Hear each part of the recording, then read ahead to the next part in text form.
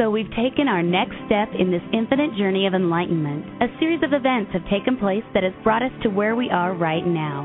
This is the most important time of our lives. It's in this very moment which exists prior to a thought that we have the potential to be. Being exists in this moment, in this time, and knowing, seeing, feeling, and experiencing all that there is right now.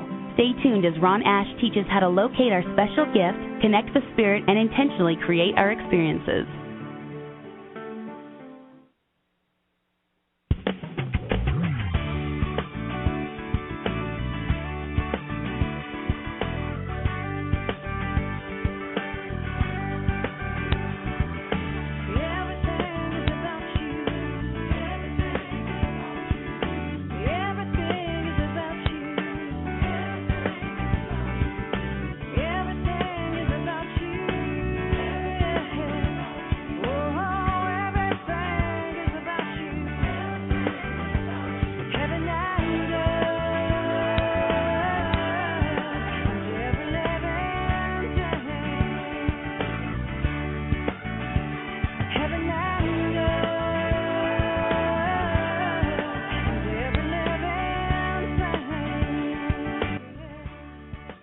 Hello and welcome to Being with Ron Ash. I'm Ron Ash, your host. We are live and local, WNRI 1380 AM, and national and international via WNRI.com, and great internet affiliates like Spirit Quest Radio, SQRadio.fm. For a complete listing of our affiliates and our schedule, visit beingwithronash.com. That's beingwithronash.com. Today we have a very special guest, author of The Ancient Alien Question, Philip Coppens. Welcome to the show, Philip. Hi, Ron. Thanks for having me on. Yeah, it's great to have you. It's an incredible topic. People have noticed that even on the History Channel, there's been a lot of talk about ancient aliens and the connection to our creation, or where we are today and what's going to happen tomorrow. Yes, I mean it's one of the most popular series on the History Channel. It's prime time. It's in its third season. We're on episode 15 in not this week but the week afterwards, and so it's been given roughly 40 hours of prime time television. So it's clear that there is a big interest in trying to find out where we came from and the roots of our civilization. Yeah, and even on their radio show, we talk about it a lot, and it comes up often, and people have varying theories on that. And you go into a few of those in the book, The Ancient Alien Connection. You also have a section I noticed that has pictures and descriptions of some of the places where people's imaginations really can kind of run away with them as far as where these things came from and who put them there, and how was the technology available back in that time. Yes, I mean there are several components to it. There are those who believe that we know the ultimate truth as to where they come from, and people write books about those. But I basically address them and say that really we are not there yet. Some of the big theories out there have some serious holes, and it's draining water and various other things from those holes in the theory. But there is, when you look at everything together, a substantial body of evidence which says, hey, there's something going on here. And it's part archaeological, it's part historical, it's part mythological. And I think one of the more interesting things is when all of them start to combine. For example, you have stories, for example, in the Altiplano of Bolivia, that the gods were said to have come through this gate, this doorway. Right next to it, well, not right next to it, but in the very immediate vicinity, you have something called Pumapunku, which is a site which is just extraordinary. It has types of engineering which do not make any sense for an ancestors of ours who would not have a technological capability. Some of it doesn't even make sense to us. Like, imagine a stone which on one side has a five-pointed opening, and on another side it has a six-pointed opening. Somewhere within that stone, it basically makes a 90-degree curve, and the rims of it become from 5 to 6. There is no such need for that, even in today's technology. So something is bizarre, and then it goes on. You go to Cusco, you go to Ollantaytambo.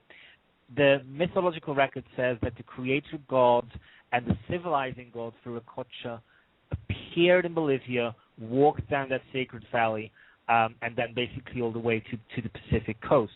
And it's in that specific area of Peru that all of the anomalous objects are found, which really defy our understanding of that civilization. Peru was a great civilization. They were extraordinarily advanced. There are pyramid-building cultures there, which are going back to 3,200 BC.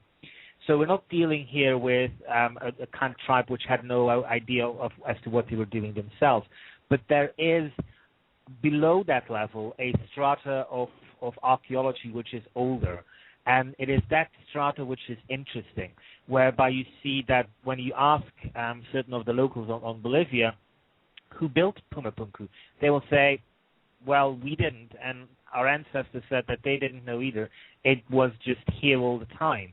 And so you have this mixture of anthropological evidence, historical evidence, and archaeological evidence in quite a few places around the world, but pretty much always in the same kind of like configuration, whereby you realize that something went on in our past, and that this wasn't just something which is speculation, but that there is kind of you could speculate about Pumapunku almost until the end of the world ends, if it was just a debate about the archaeology itself. But there is surrounding material there as well, which pushes the question away from just lost technology or a lost civilization or the possibility of ancient alien visitation towards that ancient alien visitation, because there is more than just a archaeological artifact. Now you also I'm looking at the book right now. I hope I'm pronouncing it correctly. The Nazca lines in Peru. Are there any theories relating to those?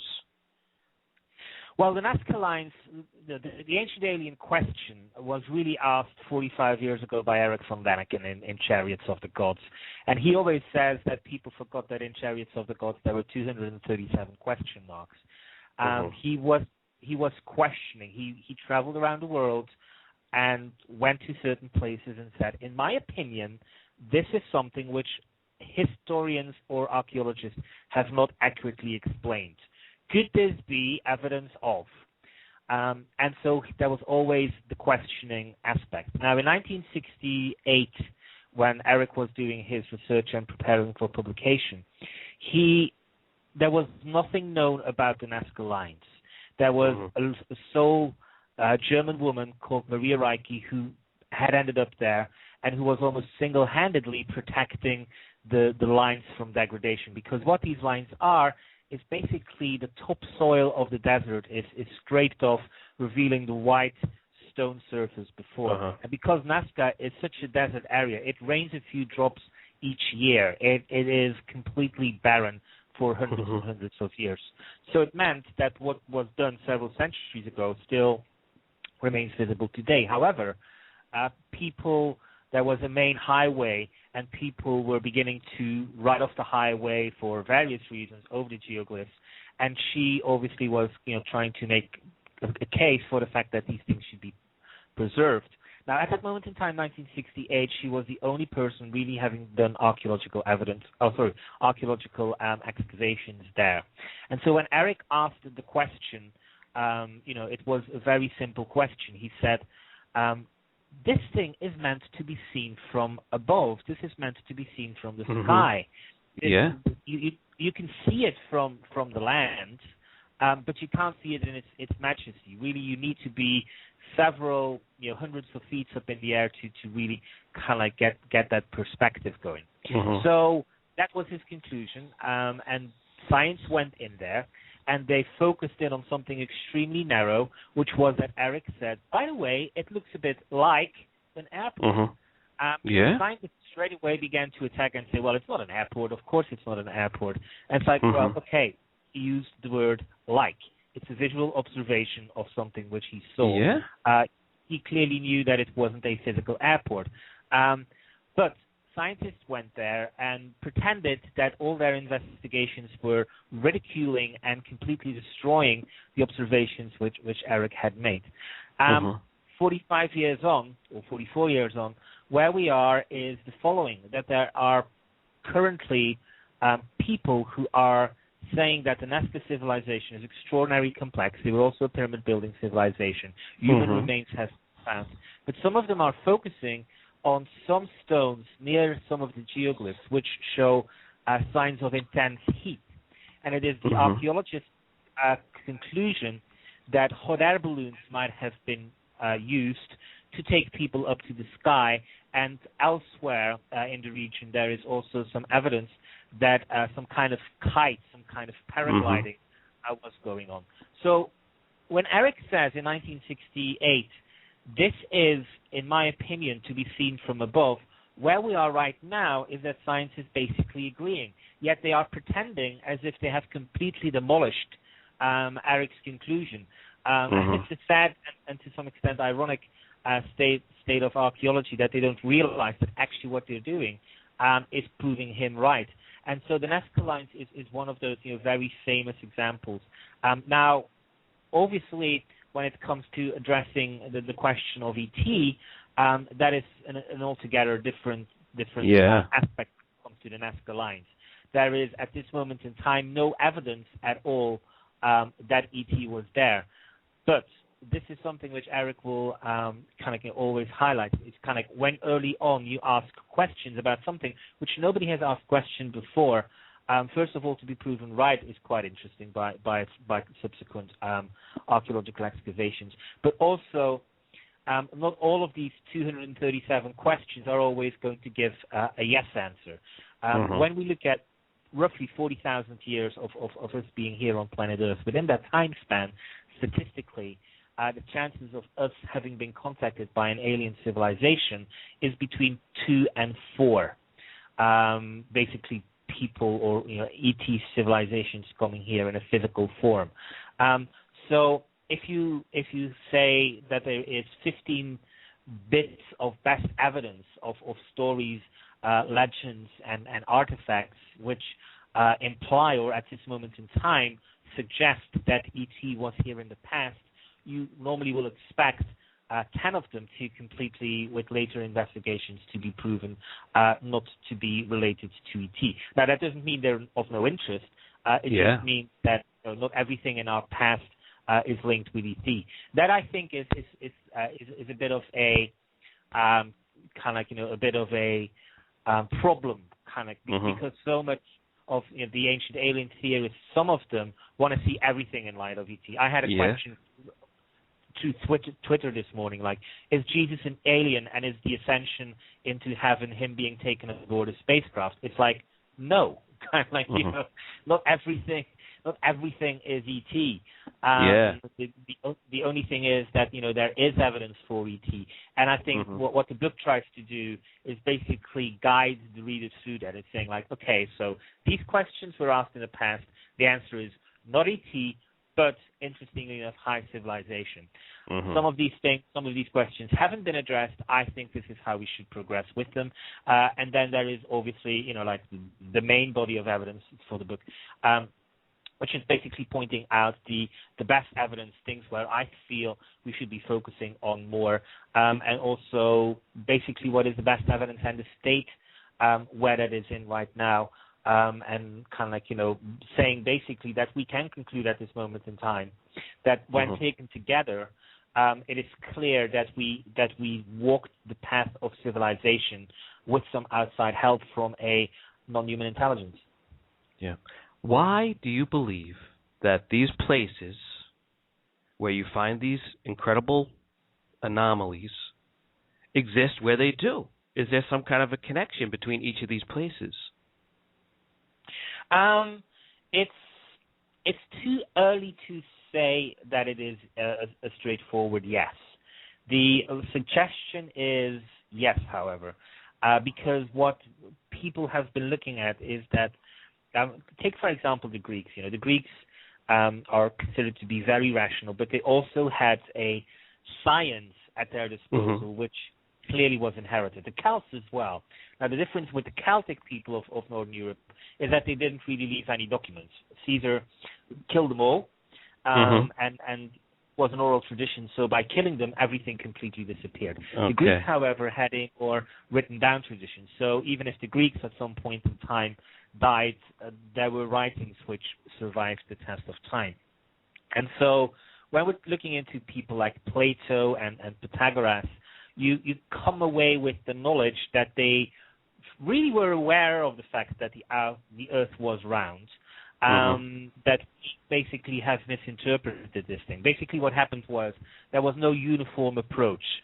It's very much, the situation in ancient Greece is very much like they have been given certain information and they don't really get it. So you have clever cookies who do kind of like get it, and then silly people who really shouldn't be doing that. And what happened is that the silly people, from a historical point of view, were the ones who were picked up by specifically the Christian church, because what they were saying outside of the science bits of these documents was what the church really wanted to convey to the early Christian communities. And so, like the wrong bits of science, as it were attached to a body of religion. And it took 1,600 years basically to rectify that problem. But people like Plato and various other people were very much to that level. There's even a group of Greek scientists like the atomists who literally were convinced that the world was made up of atoms. And guess what? They were kind of like proven to be right. So the Greeks have at their disposal all of this knowledge.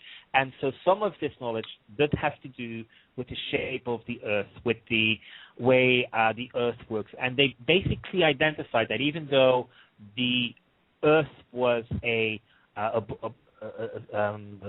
globe, that inside of that there was some kind of pressure. I would point like almost a crystalline diamond kind of shape, and that some of the corners touched sometimes, the Earth, that you could overlay the globe with this pattern.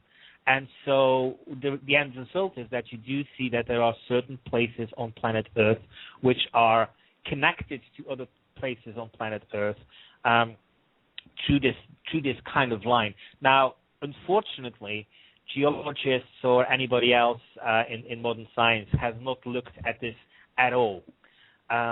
So we have no way of confirming whether this is the case or not. But just like basic things of kind of like the research which has been done by certain people as to where UFOs appear, for example. Aimé Michel in France in the 1950s was pointing out that in ancient times, the Camino, part of a new movie by the Estevez Sheen family, this pilgrimage to Santiago de Compostela, we think that it is just lines which end up in a Christian pilgrimage site. But Aimé Michel built on material from other French writers. First of all, that these roads predated the Christianity by hundreds, if not thousands of years, that people had always walked to this site, and that really what happened was that the church merely put a Christian layer of veneer on it to make it appear as if it was all Christian, but it wasn't. And obviously to the consecutive centuries, like we forgot what it was in origin. But he was also pointing out that an awful lot of UFO sightings in France in the 1950s coincided with these lines of the Camino, of these ancient pathways. So you see this overlapping thing when people do start to dig into those kind of enigmas, that the answer does seem to be a yes. But we are unfortunately very much at the start of this research rather than at the end. All right, we're going to pause for a brief break. I want to pose a question, and we'll get to the answer when we come back. But is there a gold connection? Could these places be in history rich with gold presently? And when I look back and I think about the history that I know of as far as the leaders of these great cultures, why was gold such an important thing? Why were they stockpiling gold? We're going to be back with hopefully an answer or opinion on that right after these messages. Hold tight.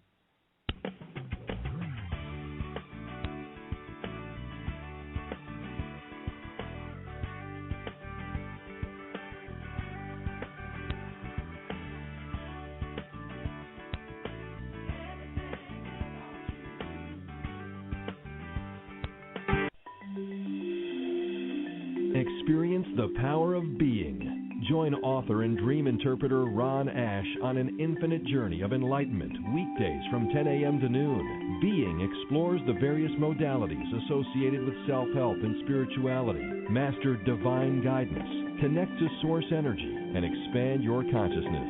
For complete show listings, visit beingwithronash.wordpress.com.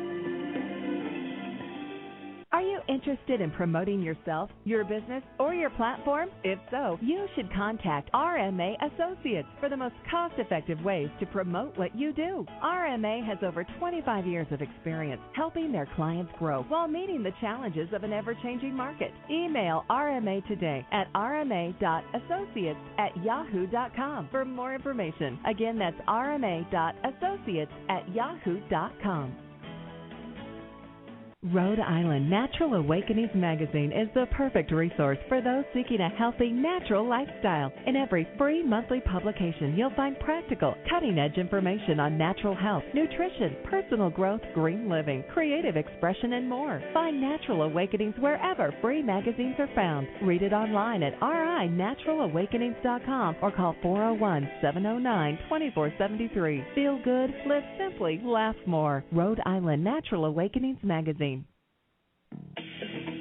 Bridge the gap between Earth and the spiritual plane of existence. Join author and psychic medium Joseph Labruto III on a multi-dimensional journey of transformation every Tuesday at 11 a.m. on Being with Ron Ash. Communicate with a deceased loved one, the Ascended Masters, spirit guides, angels, and other spiritual beings, or ask Joseph about your career, relationship, or life path. There is more to life than what we know.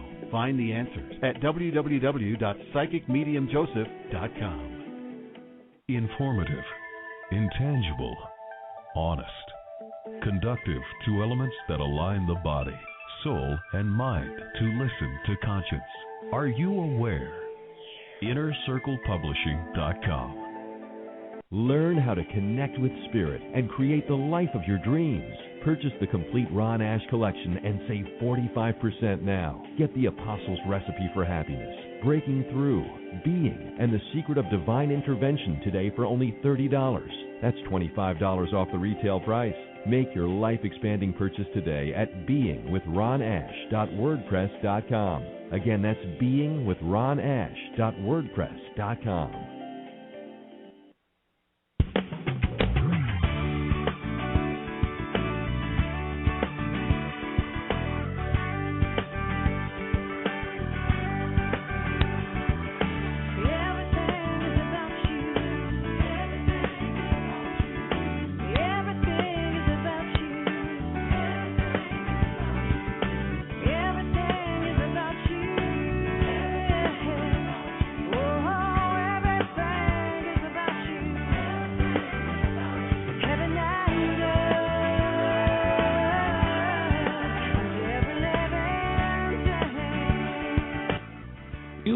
Being with Ron Ash and Philip Coppens this morning. We're discussing the ancient alien question.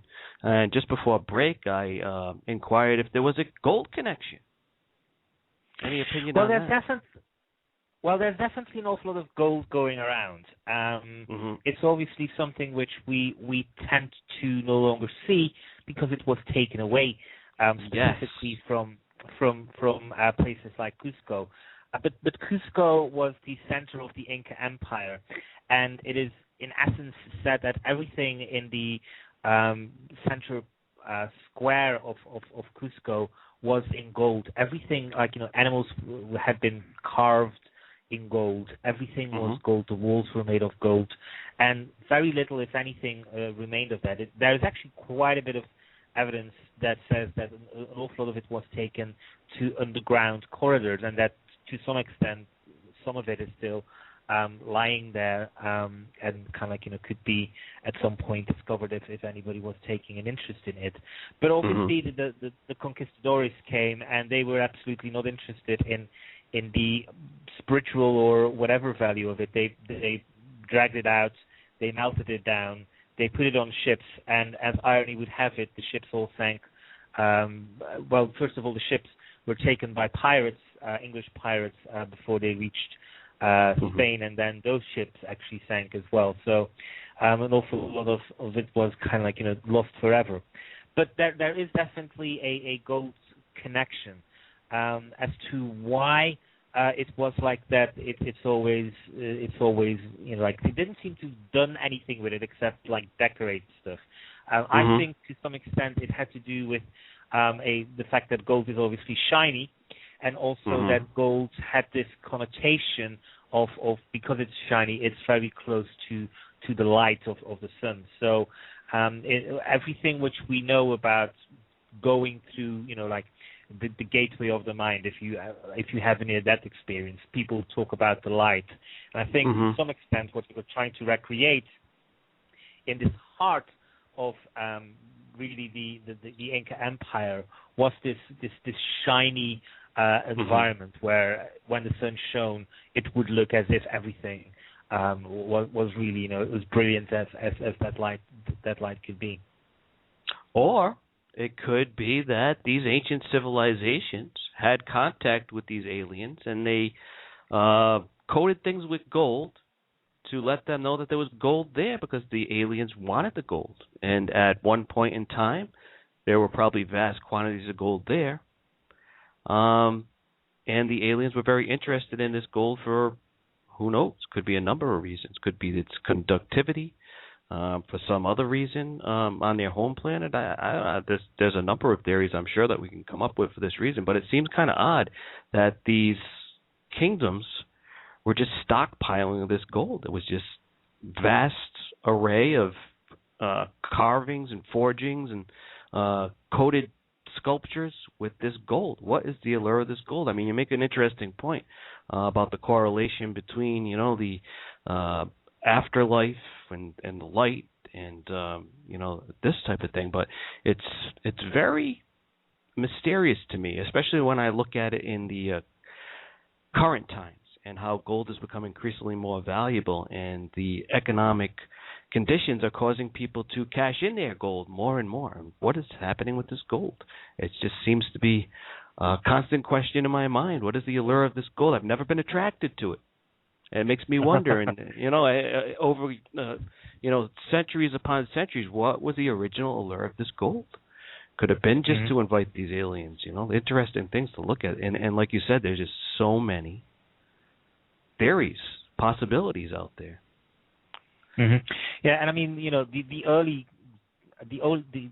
early money to some extent wasn't always gold. In Crete, for example, there are quite interesting depictions, and if you go to the museum, you kind of see in Heraklion, you see these big stones which people carried on their back, and those stones were like the currency, the exchange currency, and gold became pretty much an international currency in like the last 3,000 years, when really it was deemed to be rare.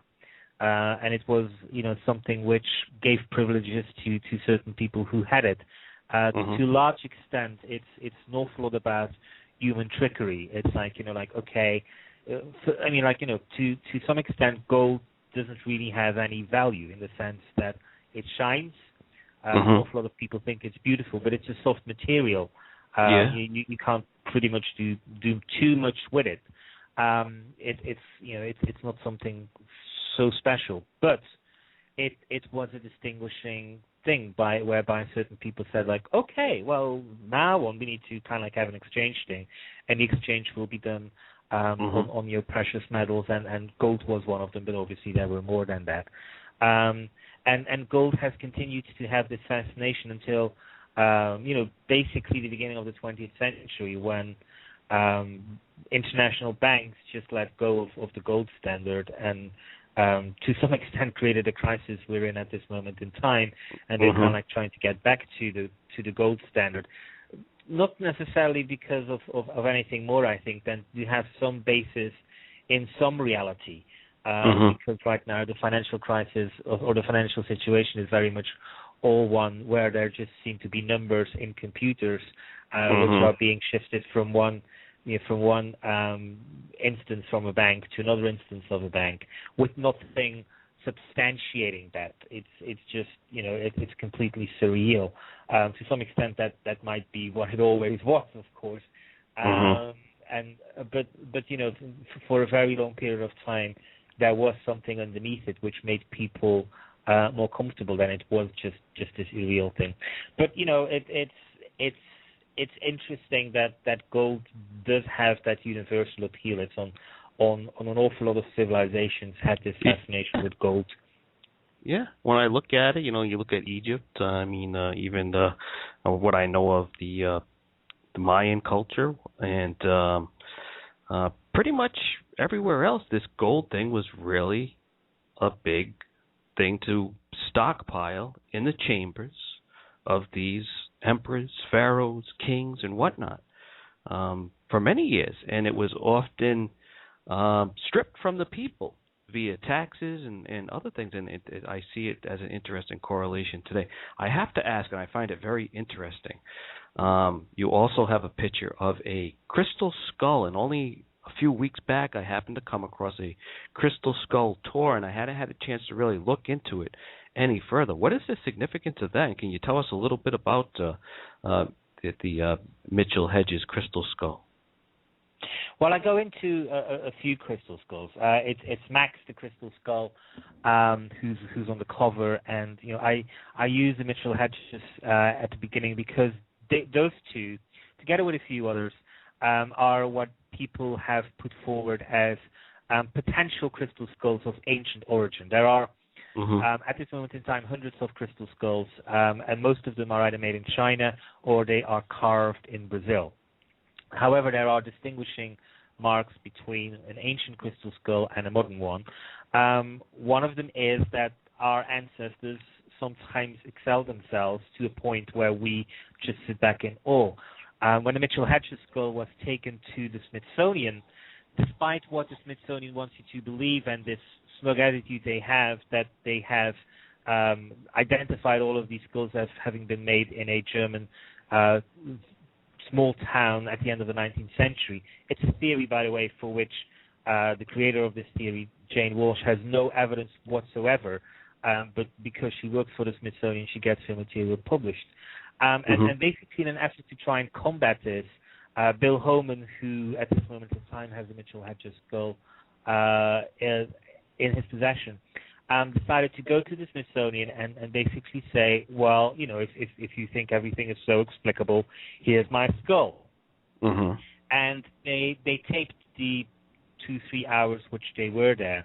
And very early on, you have a researcher who works for Walsh, and he looks at the skull, and he looks at specifically the detachable jaw, and the detachable jaw, he straight away says, oh, that can't be crystal. Nobody can make that out of crystal. That has to be glass. And so like half an hour or so, 45 minutes later, he brings out the blue light, which basically distinguishes whether it's glass or crystal. And it's shown that it is crystal, that it is not glass. To which his immediate thing is, well, it's crystal, but it's impossible that it's the same crystal from which the skull is carved. It must be another layer of crystal. At which moment in time, Jane Walsh basically tells him to shut up because he's being filmed. And if this continues down the line, he's going to be potentially be exposed as an idiot. And that is like their attitude. They pretend that they are explaining these things away, but they aren't. They have been unable to identify that the Mitchell Hedges skull is not an ancient artifact, and there is quite a bit of evidence which I put in the book, which shows that the way Mitchell Hedges came across these skulls is something which is homogeneous or in the same league as to how other crystal skulls were found, which is basically that they were found in the Mayan heartland by tribes, specifically in the first 60 years of the 20th century, when the Mayan people had an awful lot of adversity, and whenever Western people came there, they were able to give them certain things for the survival of their tribe. Quite often, in return, they were given the offer of crystal skulls. And one example is Nick Nocerino, one of the earliest crystal skull researchers. He was an anthropologist. He went through the Mayan heartland, and wherever he helped the people, quite often they were given. He was offered crystal skulls as here, thank you for helping us.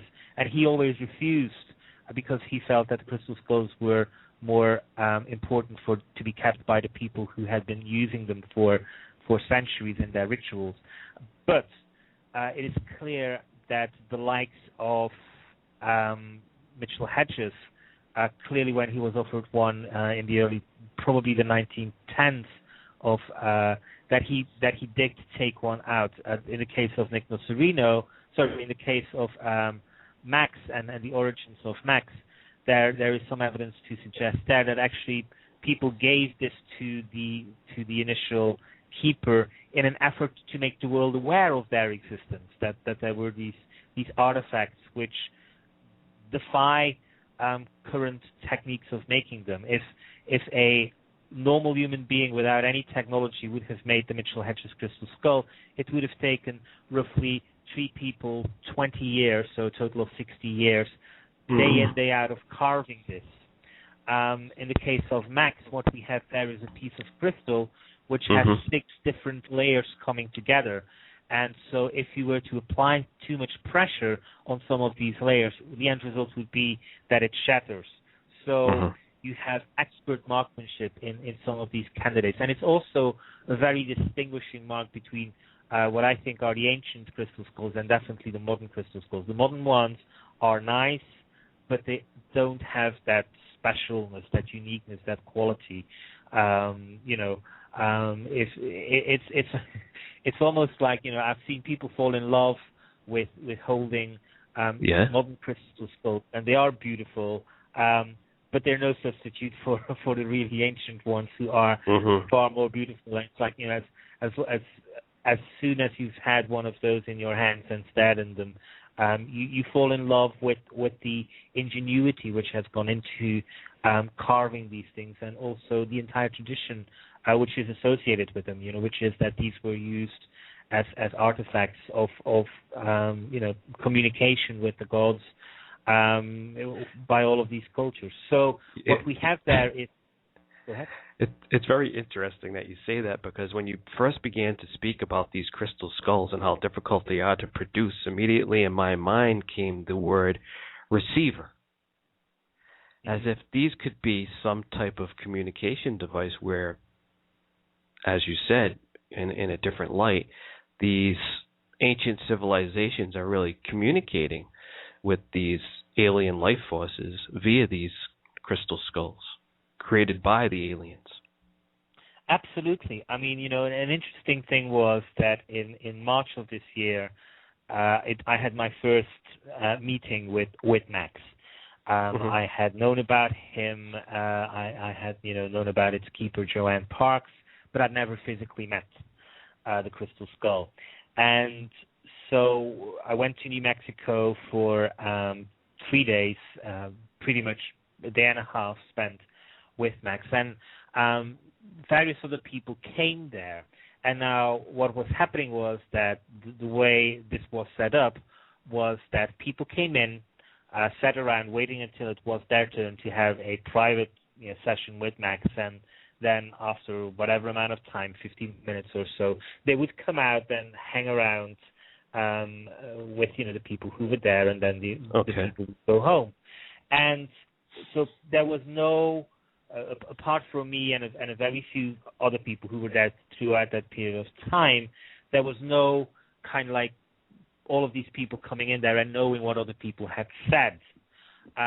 But whenever people came out of their session and they kind of like said like, oh, Max has told me this, it was always very specific. Everybody came out with the same kind of material, and there was no way, for them to know what the other people had told them before. And that was an interesting experience, that people basically went in there blind and came out with messages, and on a fairly, I would say, interesting level. This wasn't just like, oh, you should invest more, or you shouldn't worry about your children like that. Nothing of that kind, so general. But things as to why certain things were happening in the world, certain things, which were happening at that moment in time, and why they were happening, and going into not extraordinary detail, but quite some detail as to those things, and different people independently of each other picking up those messages. That was, to me, a very interesting example of these skills at work. All right, we're going to take another quick break. When we get back, I want to get a little bit into some theories on our origin. Could we have been bred with aliens, or any other kind of theory as far as where did we really come from? Science has really made a 180-degree shift in this area, so stay tuned. We'll be back right after these messages. Hold tight.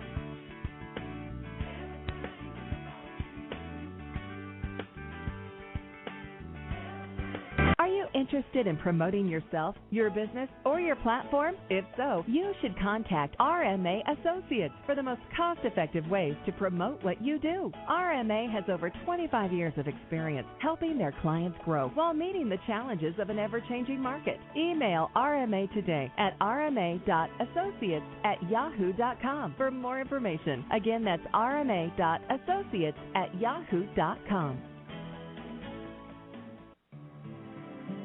Experience the power of being. Join author and dream interpreter Ron Ash on an infinite journey of enlightenment weekdays from 10 a.m. to noon. Being explores the various modalities associated with self-help and spirituality. Master divine guidance, connect to source energy, and expand your consciousness. For complete show listings, visit beingwithronash.wordpress.com. Rhode Island Natural Awakenings magazine is the perfect resource for those seeking a healthy, natural lifestyle. In every free monthly publication, you'll find practical, cutting-edge information on natural health, nutrition, personal growth, green living, creative expression, and more. Find Natural Awakenings wherever free magazines are found. Read it online at rinaturalawakenings.com or call 401-709-2473. Feel good, live simply, laugh more. Rhode Island Natural Awakenings magazine. Bridge the gap between Earth and the spiritual plane of existence. Join author and psychic medium Joseph LeBrudo III on a multi-dimensional journey of transformation every Tuesday at 11 a.m. on Being with Ron Ash. Communicate with a deceased loved one, the Ascended Masters, spirit guides, angels, and other spiritual beings, or ask Joseph about your career, relationship, or life path. There is more to life than what we know. Find the answers at www.psychicmediumjoseph.com. Learn how to connect with spirit and create the life of your dreams. Purchase the complete Ron Ash collection and save 45% now. Get the Apostles' Recipe for Happiness, Breaking Through, Being, and the Secret of Divine Intervention today for only $30. That's $25 off the retail price. Make your life-expanding purchase today at beingwithronash.wordpress.com. Again, that's beingwithronash.wordpress.com.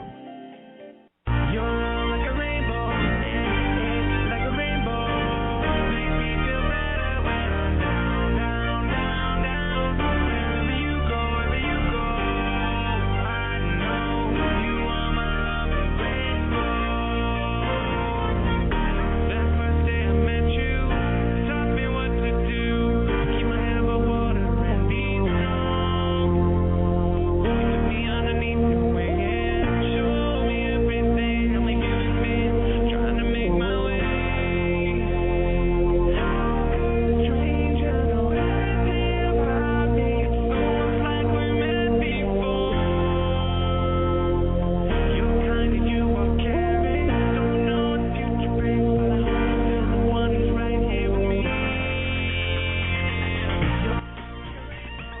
Welcome back. You are being with Ron Ash and author Philip Coppens, author of The Ancient Alien Question. Back October 11th, I had Greg Braden on the show. He just came out with a book called Deep Truth, which covers a lot of things as far as the origin of humankind. We talked a little bit about intelligent, intentional design. We talked a little bit about some new discoveries in the, I believe it was a Neanderthal infant with the DNA still intact, and a couple of other things that were really portraying science as making a big shift and really leaning more away from the Darwin theories as applied to the origination of man and leaning towards intelligent, intentional design. Could the aliens have been that intentional, intelligent watchmaker, so to speak? Well, first of all, in the book, I go into something else, which is this idea that life itself might have come from outer space, and it's an interesting aspect because we are grown up with this notion that somehow there was this primordial soup billions of years ago, and that somehow out of this primordial soup life originated. Now, as early as the 19th century, there basically was a scientific discussion about all of these things. And Louis Pasteur, who obviously gave his name to pasteurization, he said that non-organic material could never create organic material. It's just something which doesn't happen. So he pointed out a basic problem with this primordial soup, but people decided to negate what he was saying and just pretend as if it had never been said. And this is 150 years later still the case where people continue to do this thing. But what's been happening since specifically the 1980s is that astrobiologists have begun to show that the likelihood of life coming from outer space to this planet is far higher than it has ever been. NASA specifically has done extraordinary research into this.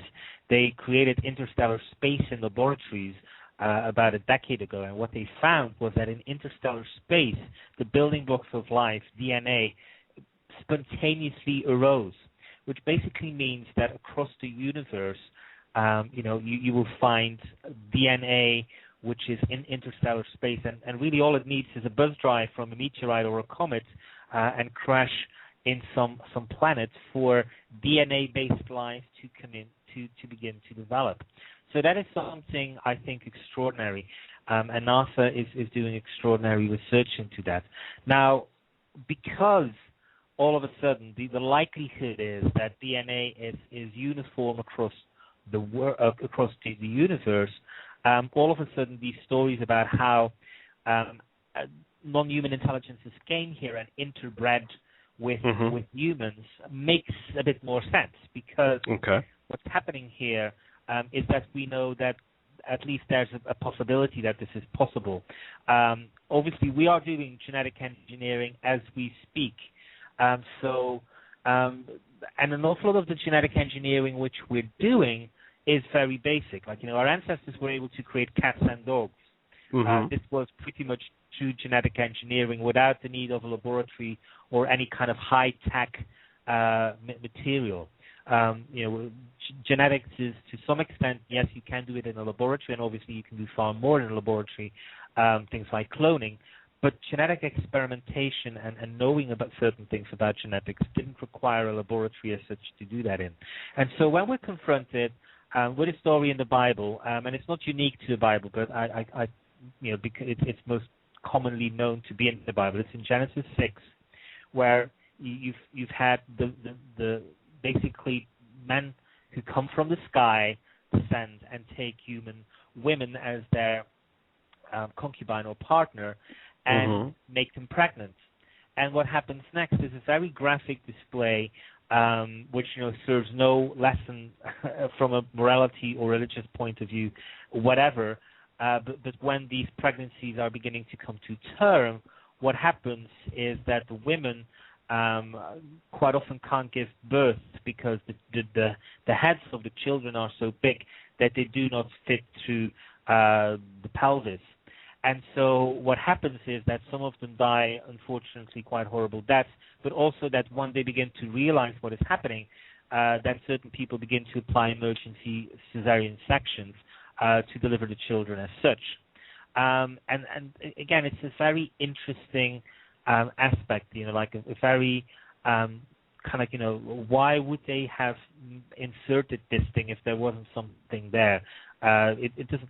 The notion that babies with big heads were born, and that women began to die until they figured out what was going on and could do emergency cesarean sections, doesn't serve as a morality lesson. The morality lesson might have been if they all died and somehow somebody is trying to say, you see, they were all evil. This is what happens if you interbreed with evil beings.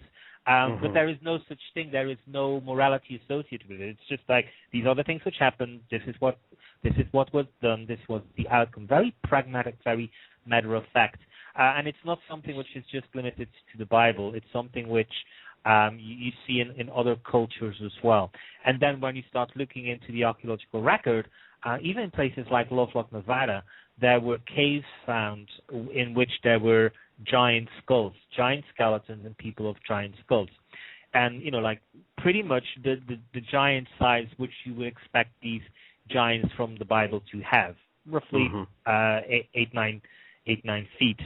And so what we're seeing there is again this overlap of archaeology and stories, and how when you put them together you come up with this very intriguing design that we in our past might have been not alone, and that indeed there was some kind of experimentation going on. Now, obviously the bigger question is, were we genetic test tube experiments ourselves?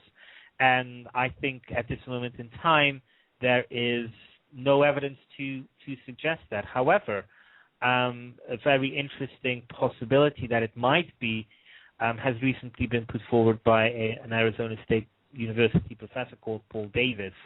And he's basically urging science that what we should begin to do is very much like SETI at home, when there was so much information coming from the search for extraterrestrial intelligence, the radio and stellar observatories couldn't all cope with the information. So they developed a piece of software that if your computer at home was idle, it would download this information and analyze it during the time you weren't at your computer, even though your computer was switched on. And he's proposing that we start doing the same with DNA, that somebody writes a program whereby we're going to analyze DNA for odd things, certain markers which you wouldn't expect there to have been created by nature, and which might be a kind of a footprint or indicator that somebody left there within our genetic material, saying that we weren't alone, that we have been somehow worked upon by extraterrestrial beings. Mm-hmm. Through artificial insemination, I've seen theories of that the women were inseminated. I mean, you look back at the gods of Greek and Roman culture, many times it's the same type of scenario taking place where these women are taken by the gods and bear children. Absolutely. You look at the artwork of various cultures and their religious beliefs, their systems of beliefs, and you see alien spacecraft in the backgrounds or strange costumes that could be a covering over these large skulls. Absolutely, there is a as I said, as a whole, there is a body of evidence there to suggest that first of all, we were not alone, but that we ourselves are the aliens. That we come from something which is larger than this planet. We have DNA in us, which is basically a cosmic imperative. And so for us the realization, I think, at this moment in time is that whenever that contact is reestablished, we will find out that we are not that far apart, that we are pretty similar to what we what we are. And guess what? That's precisely what the ancient accounts are saying as well. That basically the aliens, pretty much all in all, look pretty similar to us. And there are other theories that you've gone into as far as, maybe these civilizations, these ancient civilizations, intentionally manipulated their skulls or whatnot to mimic the aliens, to look more like them. Absolutely. Akhenaten is one example, but throughout various cultures, you see that some of these people were either depicted. In the case of Akhenaten, he was depicted. He didn't do it to his skull, but he was depicted with his elongated skull. But in other traditions, you had people who did elongate their skulls, where the parents took a child and with wooden planks began to mold their skull into something which didn't resemble a human skull. And when people were asked as to why they were doing this, because some of these things went on until relatively recent times, they were told that they did it so that the children would resemble the gods. So as we go into 11/11's coming up, 2012, there's a lot of theories and going on around that. When you look back and you think about the research that you've done and the people that you've talked to, what do you think would be the interest in aliens coming here to go through all this trouble? I think to a large extent it's very much they want to explore the world. Not the world, obviously. They want to explore the universe. I think that there is also this thing of helping other people. We are their distant family, so to speak. We are part of this life in the universe. And I think whenever you find life in the universe, there is this sense of, oh wow, again, it becomes this awe-inspiring thing. And I think that would be a prime motive. It's the sense of exploration. We had it as mankind definitely until a few decades ago. I think we've lost it in the last 10 to 20 years. But definitely the sense of exploration, I think, is such a powerful drive. It sums up by the Star Trek, I think, with boldly go where no one has gone before. And you still see that with entrepreneurs. They want to do certain things. It's this drive of going and meeting people. It's why we go on holidays to foreign places to learn and to really acquaint ourselves with all of these civilizations. And I think the same thing happened in the past, and I think the same thing happened with non-human intelligences. They made contact, and if they felt that the people who they were contacting were open to do so and willing to do so, then they were imparted with information. Star messengers. They could Absolutely. be attempting to help us with this awakening, to bring us on board. As you say, if we are open-minded and we're acceptive of this knowledge of these ancient alien cultures, and awakening to our own abilities of who we are, truly are, without limits. All questions looked into in the book, The Ancient Alien Question, a new inquiry into the existence, evidence, and influence of ancient ancestors, Philip Coppens. Forward by Eric von Däniken? Absolutely. The man himself. There you go. Best-selling author of Chariots of the Gods. Interesting. And anything coming up for you, Philip, as far as touring goes or any kind of engagements? Most of the tours for authors have been stopped for the obvious reason that bookshops are kind of like on their way out, and most of it has to do with radio shows now. So the book tour has become a radio tour. That is what I will be doing for the next few more weeks. And then I am more than likely going to work on a sequel, which is basically addressing the lost civilization question rather than the ancient alien question. Yeah, where did they go? Right, where are they? And what are some of the lost civilizations? I mean, I think most people are aware of Atlantis, and then there's what was the other one? Boy, I can't remember. I can't recall. But yeah, that's interesting. Looking forward to that. Where did they go? They were advanced.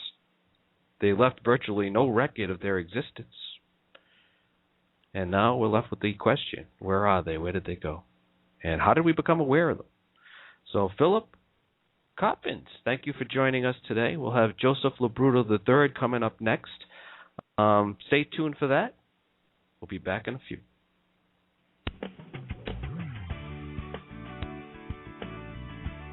And as always, you can link to all of our guests, including Philip, at beingwithronash.com. That's beingwithronash.com. Hold tight. We'll be back with more Joseph Labruto III right after these messages. We'll be taking calls at 424-757-1425. That's 424-757-1425.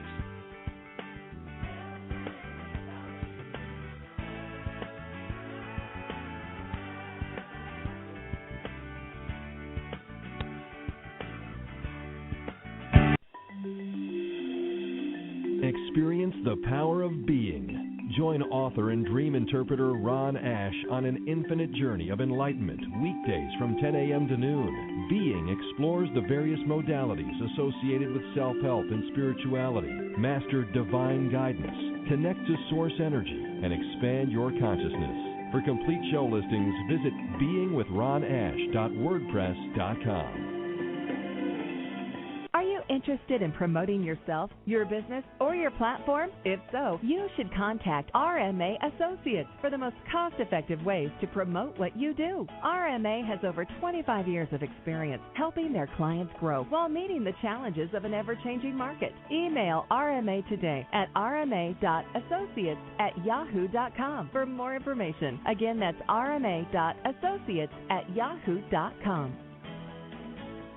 Rhode Island Natural Awakenings magazine is the perfect resource for those seeking a healthy, natural lifestyle. In every free monthly publication, you'll find practical, cutting-edge information on natural health, nutrition, personal growth, green living, creative expression, and more. Find Natural Awakenings wherever free magazines are found. Read it online at rinaturalawakenings.com or call 401-709-2473. Feel good, live simply, laugh more. Rhode Island Natural Awakenings magazine. Bridge the gap between Earth and the spiritual plane of existence. Join author and psychic medium Joseph Labruto III on a multi-dimensional journey of transformation every Tuesday at 11 a.m. on Being with Ron Ash. Communicate with a deceased loved one, the Ascended Masters, spirit guides, angels, and other spiritual beings. Or ask Joseph about your career, relationship, or life path. There is more to life than what we know. Find the answers at www.psychicmediumjoseph.com. Informative, intangible, honest, conductive to elements that align the body, soul, and mind to listen to conscience. Are you aware? InnerCirclePublishing.com. Looking for your next vehicle? Look to Gemini Auto Sales and Service. They have everything you need to purchase, finance, and maintain your next quality pre-owned vehicle. Gemini takes the guessing out of finding the right vehicle at the best price because all of Gemini's vehicles are priced to sell far below like vehicles within a 50-mile radius of their two convenient locations. Gemini's staff of ASE certified mechanics buy, sell, and service every vehicle on the lot. Quality vehicles, unsurpassed service, and guaranteed financing. Gemini Auto Sales and Service, 401-228-8686, or visit GeminiSalesService.com. Learn how to connect with spirit and create the life of your dreams. Purchase the complete Ron Ash collection and save 45% now. Get the Apostles' Recipe for Happiness, Breaking Through, Being, and the Secret of Divine Intervention today for only $30. That's $25 off the retail price. Make your life-expanding purchase today at beingwithronash.wordpress.com. Again, that's beingwithronash.wordpress.com. Award-winning Cleveland artist caricaturist Diane Hadley offers a wonderful entertainment experience for all ages and events via her party caricatures. Let astro artist Diane Hadley create party favor memorabilia for your guests that will be cherished a lifetime. Book the astro artist today and be amazed by the unique talents of Diane Hadley. Call 877-740-9506 and save 50% on internationally recognized caricature, portrait, and spirit artist Diane Hadley's event services. Visit The Apostles' Recipe for Happiness breaks new ground in exposing the attainable miracles so prevalent in the first book ever written on the law of attraction. Through true life experiences with modern-day scenarios, the mystery and magic of the Holy Bible unfold as you learn to recognize the signs that God places on the path He intends for you to follow. Through the mastery of divine guidance, you can connect to God's energy and create a life without limits. This is a book everyone should read who is interested in building godly character. I read it in one evening and couldn't put it down. Gary Sigler, Kingdom Resources. What an amazing job at making a clearly defined guide for a happy life. The Apostles' Recipe for Happiness is compelling and is of value not only to Christians everywhere, but also to people of unbelief. Ruth Cannell, Christian Magazine Now. Pick up your copy of The Apostles' Recipe for Happiness today and start living the life of your dreams tomorrow. Available at Barnes & Noble, booksellers, Amazon.com, and everywhere quality books are sold. Sample all Ron Ash's books for free at beingwithronash.wordpress.com. So we've taken our next step in this infinite journey of enlightenment. A series of events have taken place that has brought us to where we are right now. This is the most important time of our lives. It's in this very moment which exists prior to a thought that we have the potential to be. Being exists in this moment, in this time, and knowing, seeing, feeling, and experiencing all that there is right now. Stay tuned as Ron Ash teaches how to locate our special gift, connect with Spirit, and intentionally create our experiences.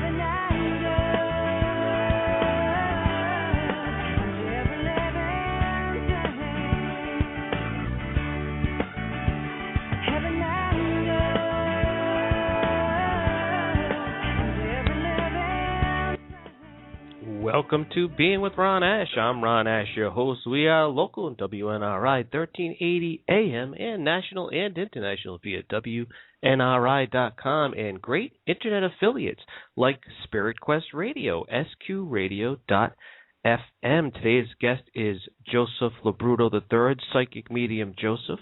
Welcome to the show, Joseph. Oh, it's always an honor to be on, Ron. I love the last topic. Oh, gosh. I'm in a tailspin right now. There were so many questions that I could have asked Philip Coppens there on his research, many years of research, and his most recent book, The Ancient Alien Question, A New Inquiry into the Existence, Evidence, and Influence of Ancient Visitors. We talked a little bit about the crystal skulls, and I immediately, without even really looking into it or thinking much about it, saw the word, in my mind's eye, receiver. That they could somehow be a communication device that we do not understand.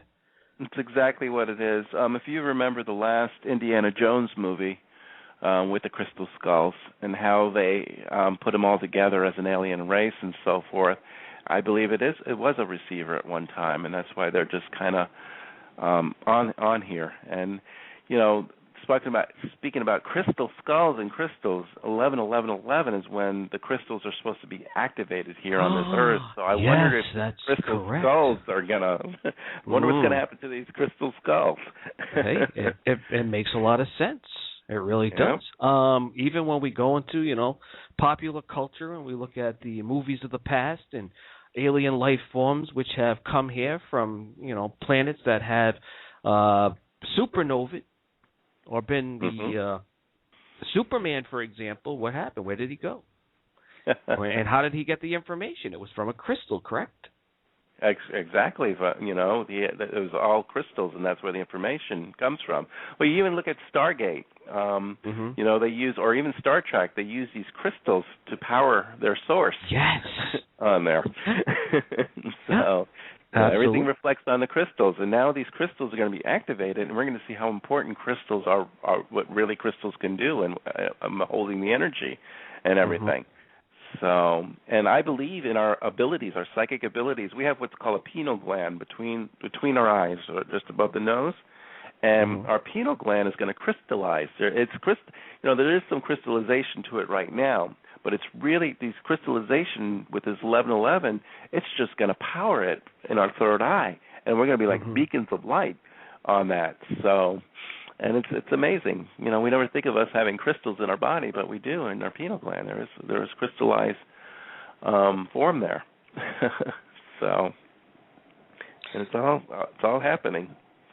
And with the UFOs and extraterrestrials, I was watching the game on the news on the game on the New Orleans game where they captured a UFO live on there. I don't know if you saw that. You maybe YouTube. Oh no, I didn't. Oh yeah, it was October 23rd game, Sunday night game, and the film crew caught a UFO just flying over.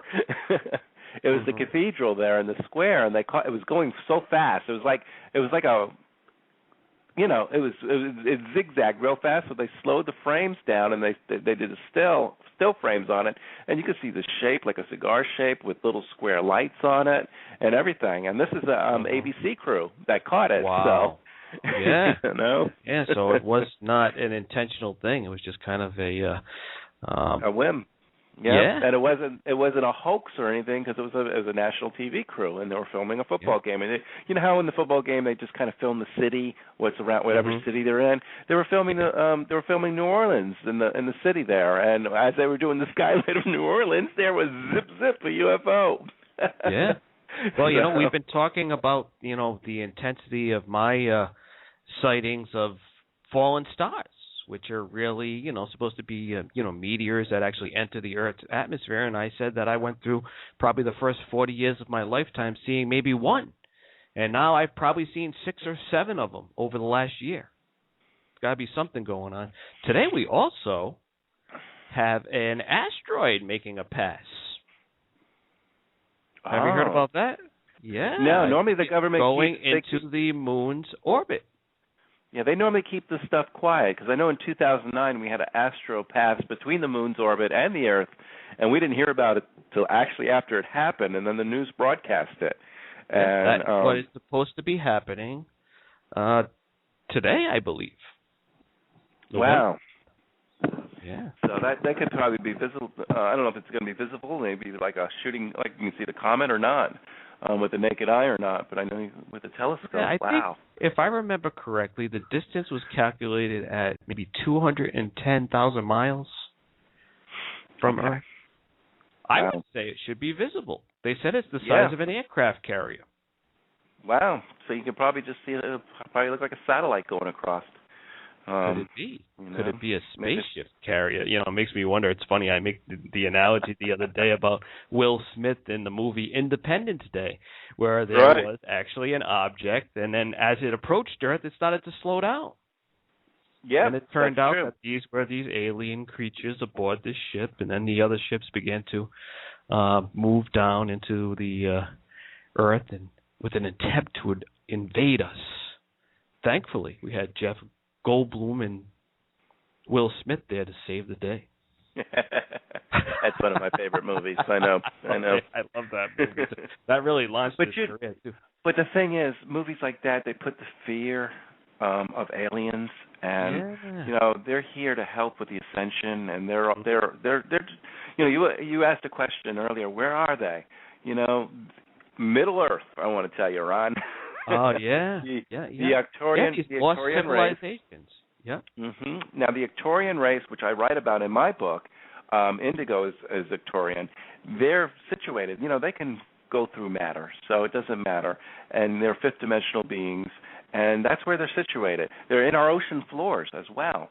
That's where they are. I know south of Cuba, watching a UFO special on the History Channel, they saw things coming out of the water there, and even satellite on depth they can find something. But they said the government's keeping it, off limits for people to go there. But they feel there's a base underwater, just south of Cuba. And I posed my gold question. Could gold have something to do with it? We looked at the various sites where very advanced civilizations once existed. And, the common denominator really was always there was a large stockpile of gold. Lots of the cities were made of gold. You look into the ancient texts, the Bible namely, and they talk about mansions of gold and streets of gold. And, I just have this theory that gold has a lot to do with it. They need the gold. For some reason, gold is of great value to them, not as a currency, but something that they need for their existence. I don't know really what it is, but it's crazy through history. If you look at the pharaohs of Egypt, they stockpiled gold. The emperors of Rome, they stockpiled gold. Mayan civilization, gold everywhere. This was this big gold thing. Why? Why the gold? Why the gods made in the image of gold? Was it to attract these aliens to these locations where there was an abundance of gold? Was there some type of trade-off being done there? Very interesting scenario, especially when you look at today and you see the value of gold and how cash for gold and they're trying to get all the gold. Really makes you wonder. The other thing I looked at in his book, and I just kind of opened it up randomly, star messengers.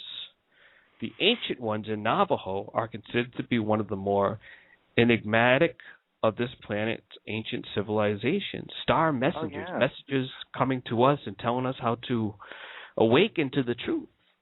Well, if you look at the Hopi Indians, they have what is called the what is it called? I collect these dolls, but they're dressed in like masks and different things and these are from the indigenous tribes of the Hopi Indians, and it's incredible on what they do. Kachina dolls, that's what they're called. I had to look it up real quick. And they have like alien masks on them. So I believe they were visited thousands of years ago by aliens, and they bring these traditions too. And they call them the Star People, our Star Brothers, our Star Sisters. Yeah. And the prediction about lines up with the Mayan calendar about where we're going to be seeing. It's just starting. We're just having a tip of it, just starting right now. There's going to be so many UFO sightings coming up right now. The government's going to have to admit that there is life elsewhere. And even my channel source, Indigo, who is extraterrestrial, is just giving me so much download information right now about 2012, 2011, what's going to happen, and it's just incredible. I could feel myself getting pulled into download mode, too, over the last couple of days. I've been resisting. I tend to be very resistant. But I realized today, after my sister Carrie sent me a little something, and it really supercharged that need to, open up and receive again, that I'm going to have to do it today. Yeah. But the Wali Hopi Messer is one of the three messes in the heartland of the Hopi Reservation in Arizona, laid out according to Orion's Belt. It formed the final goal of a series of wanderings by various Native Americans carried out on orders of their god, Masor. Interesting. Yeah. Interesting stuff. Yeah. All right. And they know. So, they call them. Yeah. They identify them as the Star People, our Star Brothers, our Star Sisters, and they know. And so I don't know. It's exciting. Very apparent. And with the crystal activation, it's from Peru to Sedona to Arkansas. It's going to be this big, massive triangle, and all these crystallized. It's just gonna. And I was looking at some YouTube videos on the Navajo down in Sedona, talking about this activation happening and everything, and how much they just brought it through their tribes throughout the years. And it's incredible. It's really just an incredible time. So yeah. All right, we're going to take a quick break, and then we're going to come back. We're going to take some phone calls for readings and the mediumship if you'd like to connect with a past loved one or ask a question about career, finance, or romance. Psychic medium Joseph will be glad to help you. So hold on tight. We'll be back in a few.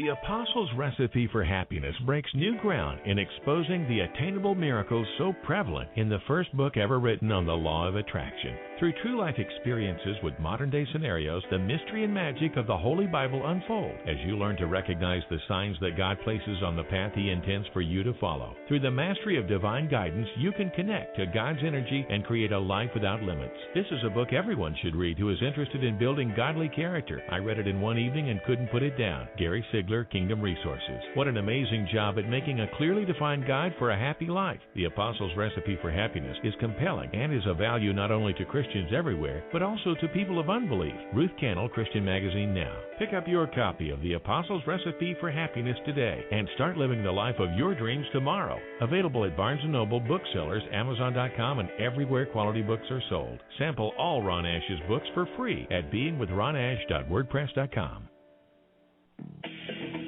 Bridge the gap between Earth and the spiritual plane of existence. Join author and psychic medium Joseph LeBrudo III on a multi-dimensional journey of transformation every Tuesday at 11 a.m. on Being with Ron Ash. Communicate with a deceased loved one, the Ascended Masters, spirit guides, angels, and other spiritual beings, or ask Joseph about your career, relationship, or life path. There is more to life than what we know. Find the answers at www.psychicmediumjoseph.com. Rhode Island Natural Awakenings magazine is the perfect resource for those seeking a healthy, natural lifestyle. In every free monthly publication, you'll find practical, cutting-edge information on natural health, nutrition, personal growth, green living, creative expression, and more. Find Natural Awakenings wherever free magazines are found. Read it online at rinaturalawakenings.com or call 401-709-2473. Feel good, live simply, laugh more. Rhode Island Natural Awakenings magazine. Learn how to connect with spirit and create the life of your dreams. Purchase the complete Ron Ash collection and save 45% now. Get the Apostles' Recipe for Happiness, Breaking Through, Being, and the Secret of Divine Intervention today for only $30. That's $25 off the retail price. Make your life-expanding purchase today at beingwithronash.wordpress.com. Again, that's beingwithronash.wordpress.com.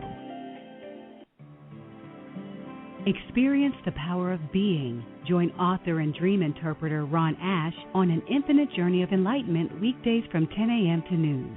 Being explores the various modalities associated with self-help and spirituality. Master divine guidance, connect to source energy, and expand your consciousness.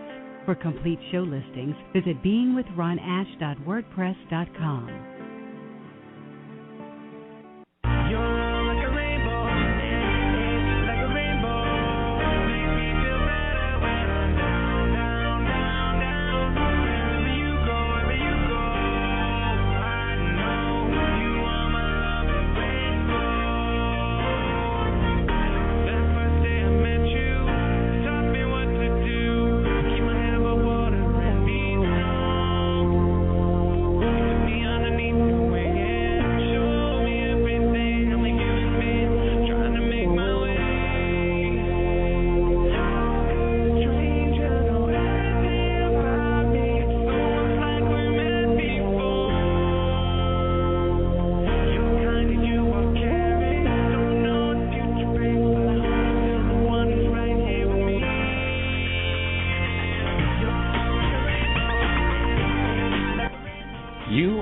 Being with Ron Ash and Joseph LeBrudo, author of Is There More to Life Than What We Know, Psychic and Medium. Joseph will be taking your calls and answering your questions at 424-757-1425. That's our own number, so write that down, 424-757-1425. We have Bonita from Delaware joining us today. Welcome to Being, Bonita. Thank you. I'm calling. I just happened to find Ron Ash on my internet site. I'm in a place of transition right now. Okay. I guess there are very, very many things going on in my life right now, and I'm just wondering when is it all going to come to a halt? What is it all going to come to a halt? I mean, there have been very good things, and there have been some things that have been have me in peril, for no better word. But I know there's a reason for everything, and I'm putting out positive energy. And yeah, we have to keep reminding ourselves of that. Yeah, Bonita, 2011 is a time for change, and I know we're coming to an end to 2011, but there's going to be just a total shift going on of energy here on the Earth, and it's time to finish. We're finishing up old stuff and going into new. And the whole world is feeling the effect. It's not just you. Everybody's in turmoil. So what used to be mundane and easygoing is just chaos everywhere. Even in my own personal life, I have chaos. And it just seems like this is just the knack. This is what's going on with everybody. What I feel with you, though, matters are going to... It's going to stick with you for another 6 or 7 months. You're going to have to hang in with there. But I feel come, let's see, March, May, I feel it's going to be a good month for you, that things are going to be a little different, more settling. If you're thinking of changing careers, I wouldn't do that right now. I will hold tight, and I would wait till the fall of next year, maybe a year at this time before you do that. So just because if you're going to do any major changes, I wouldn't do that right now. I would kind of just settle in and ride the wave right now till about May, and then I feel May would be a good time for any major decisions you want to make, like if you want to do a move or any major thing. But wait till about May, okay? Okay. What do you think about? Right. Do you feel anything about relationships? Are you involved with anybody right now? Yes. Okay. Again, it's part of the turmoil going up and down with this relationship. There's no turmoil there, but I'm just curious. Do you have any feeling as to? I mean, my life isn't in chaos. It's just in transition. All right, let me say, if the relationship is good right now, don't change things. Don't change things. If it's not broke, don't fix it. And but I would just stay where you're at right now. But May, there's going to be a whole shift of energy with you, and things are going to happen differently. You may walk away from the relationship in May, or may even get better. So, but right now, I feel that you should just, everything will be okay. It's going to be, I feel it's going to be ups and downs between now and May in your relationship anyway. But May, there's going to be a bright side. I think things are going to, if you want to be with this guy and you love this guy, that means it's a big positive in May for you with this person. Things are going to be really good. Okay? Mm-hmm. All right. Well, thank you for calling. Well, thank you. Thank you. Bye. Yeah, have you received any types of communication from aliens in regards to this big shift that we're going through right now and the changes that are happening in everyone's lives? Yeah, well, of course. That's where my channel source is coming with all the shifts coming on, and they're telling me to hang tight. That 2012 is going to be a rock and roll year, meaning things are gonna go wild, especially earth changes. There's going to be earthquakes coming out of nowhere. Like look at Oklahoma. They had what 8-point-something just a few days ago. I don't know. Was it that high? I thought it was like 5.7 or something. Oh no, maybe it's 5.7. Maybe I don't want to get it that big one, but they had a lot of aftershocks. There were several I think 6 or 7 aftershocks after that. Well, there's an 8-point-something coming up. I know. I could feel it's coming up within weeks. Within weeks, an 8-point-something. Wow. And it's just the Earth is shifting. They're saying that sometimes that they feel that the Earth is shifting on its axis already, because if you look at the star systems, they're not lining up like they used to be. If they go back in the charts of 10, 20 years, and they look at now, they're seeing a little shift that they're moved and everything. So I feel like the Earth is shifting on its axis already. So and we just have to get ready for it. It's just going to be crazy. Last year we had prepare yourself again for all the animals, past the birds and the fish, how they were just out of nowhere, thousands of the same species. I want to call them ascending, It's going to be I call it now. It's going to be a repeat. Prepare yourself right after December, January, February. There's going to be a repeat of all that again. You're going to see massive animals and stuff turning up again. So, Yeah, my theory was that the birds were flying into cloaked alien spacecraft and falling from the sky. Wow. Yeah, but they weren't damaged though. They weren't crushed. I know. they just fell.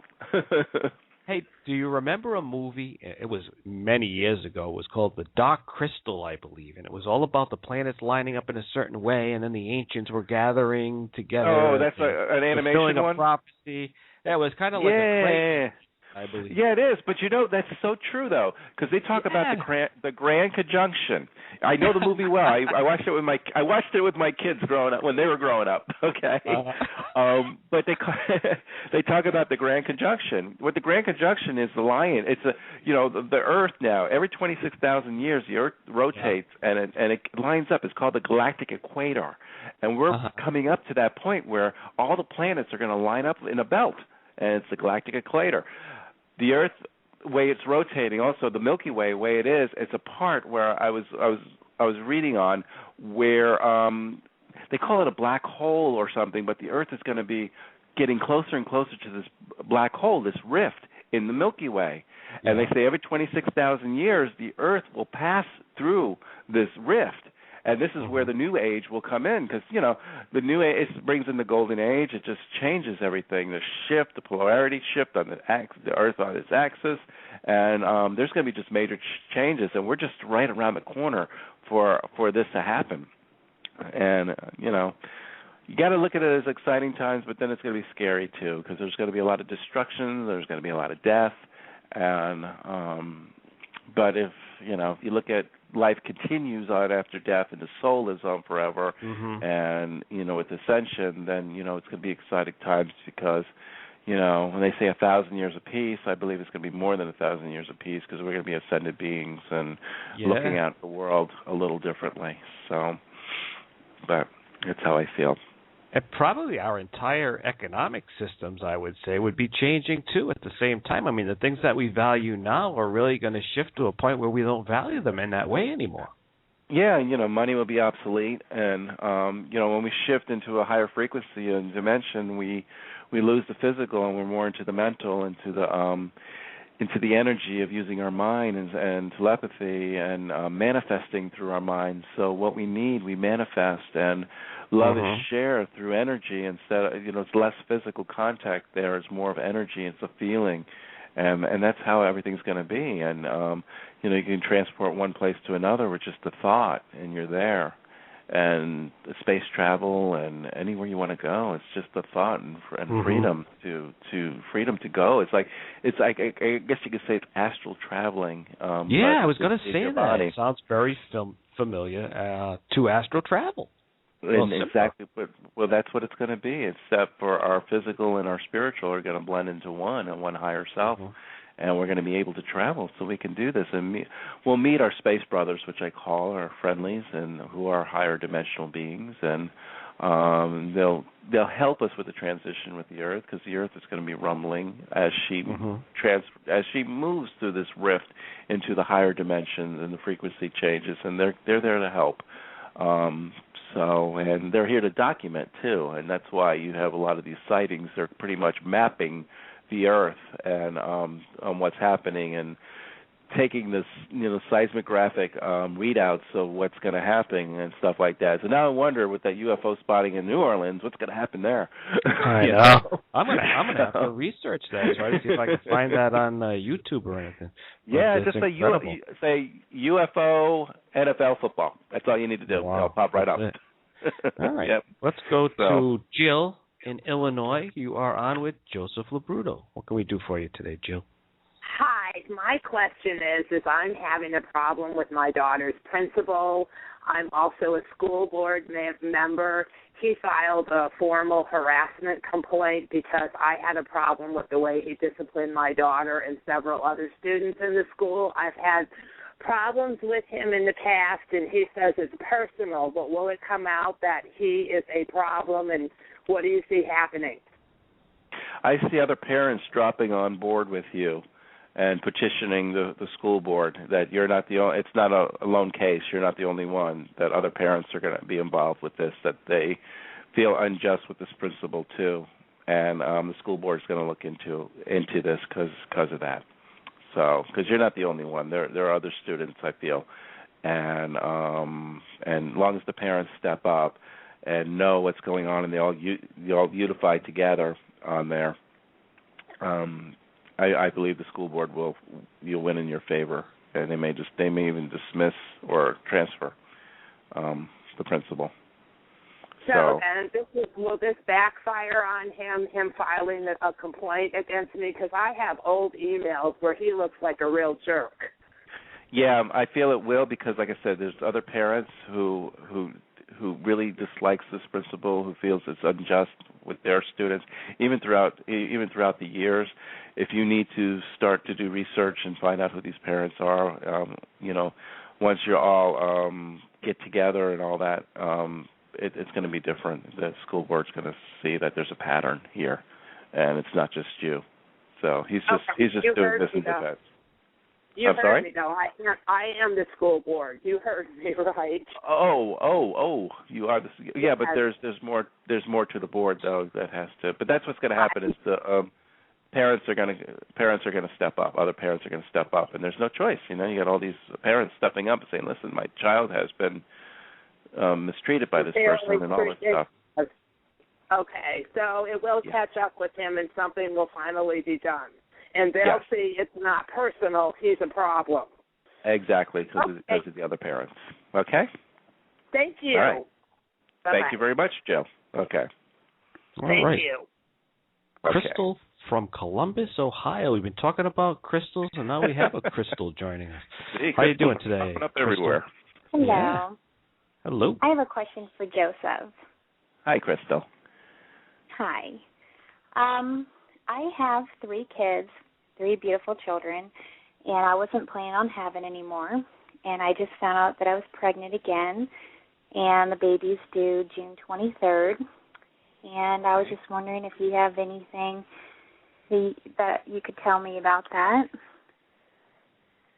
Are they the children you have? Are they 2 and 1, like 2 girls, 1 boy? 2 boys, 1 girl.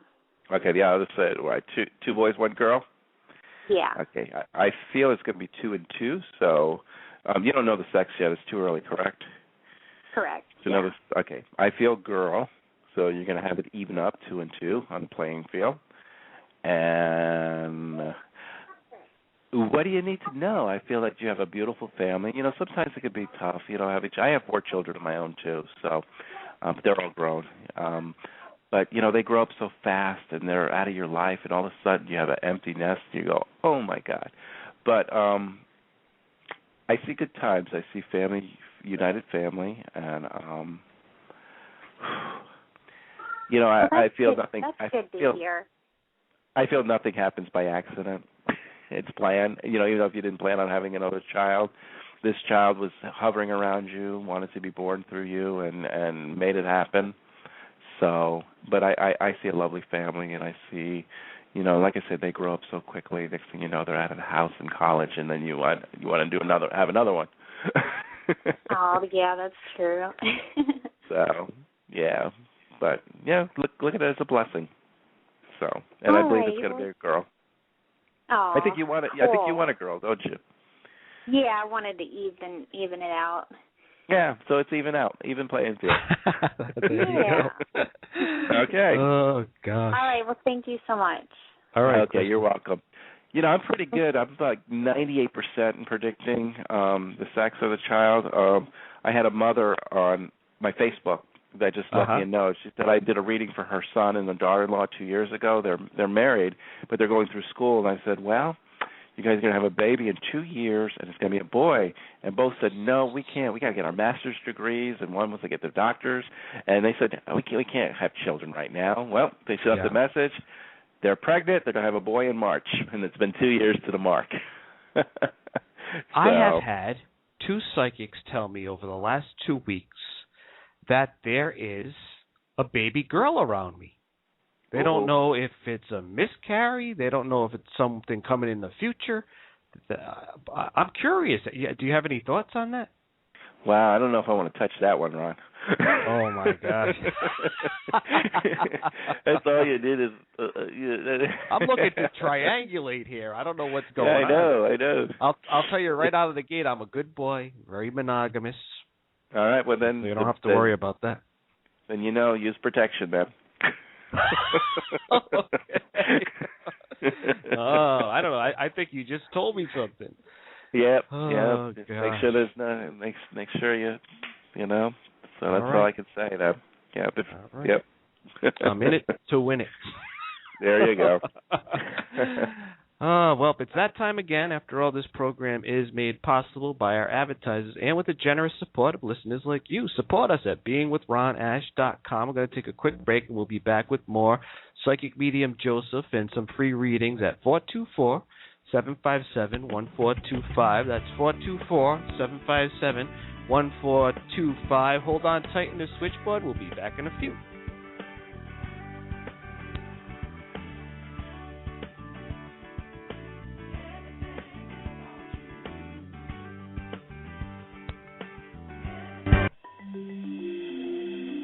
Experience the power of being.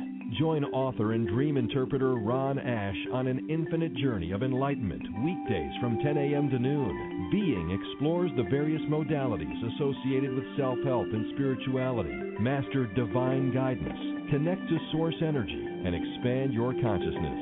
For complete show listings, visit beingwithronash.wordpress.com. Bridge the gap between Earth and the spiritual plane of existence. Join author and psychic medium Joseph LeBrudo III on a multi-dimensional journey of transformation every Tuesday at 11 a.m. on Being with Ron Ash. Communicate with a deceased loved one, the Ascended Masters, spirit guides, angels, and other spiritual beings. Or ask Joseph about your career, relationship, or life path. There is more to life than what we know. Find the answers at www.psychicmediumjoseph.com. Rhode Island Natural Awakenings magazine is the perfect resource for those seeking a healthy, natural lifestyle. In every free monthly publication, you'll find practical, cutting-edge information on natural health, nutrition, personal growth, green living, creative expression, and more. Find Natural Awakenings wherever free magazines are found. Read it online at rinaturalawakenings.com or call 401-709-2473. Feel good, live simply, laugh more. Rhode Island Natural Awakenings magazine. Learn how to connect with spirit and create the life of your dreams. Purchase the complete Ron Ash collection and save 45% now. Get the Apostles' Recipe for Happiness, Breaking Through, Being, and the Secret of Divine Intervention today for only $30. That's $25 off the retail price.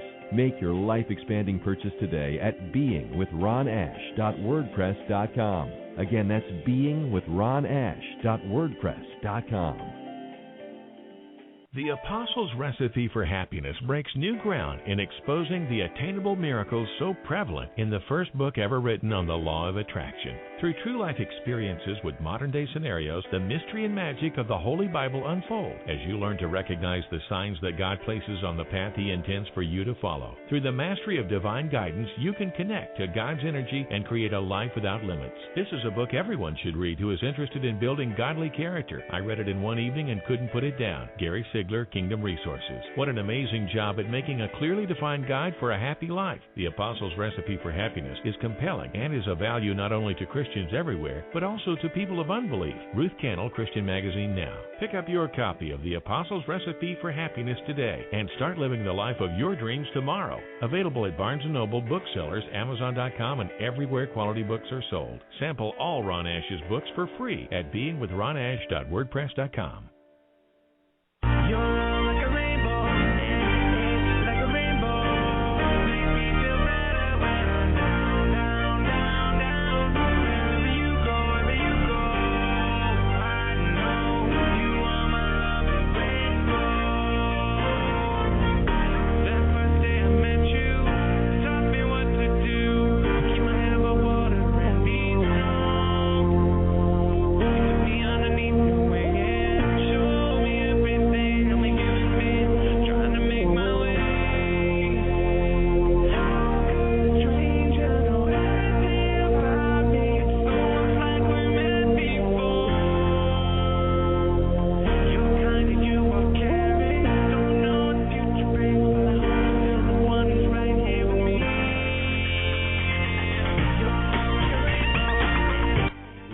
welcome back. You are Being with Ron Ash and Joseph Labruto. We are live and local, national, and international. For a complete listing of our affiliates and showtimes, please visit beingwithronash.com. That's beingwithronash.com. We're taking calls today for readings and mediumship at 424-757-1425. That's 424-757-1425. We have Veronica from Pennsylvania joining us.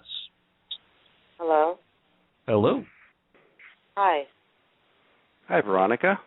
Hi. I was calling to ask a question about some legal issues that I have going on. I have a legal battle, and if you see anything coming up, what do you see coming up, and how will this affect my work, or is anything you're picking up from that? Is anything supposed to happen end of January or into February with this legal thing? I don't actually know when the dates are at this point. They didn't give me a date for things yet. All right. I feel something's going to happen end of January or into February. I feel that something's going to happen into there. And you know, sometimes when we get into, is it something to do with anything to do with workman's comp or anything like that on this legal balance or anything? Something to do work related? No, it's not workman's comp, but depending on how it goes, it can affect my work. That's the thing, my job. It can affect your work. Okay.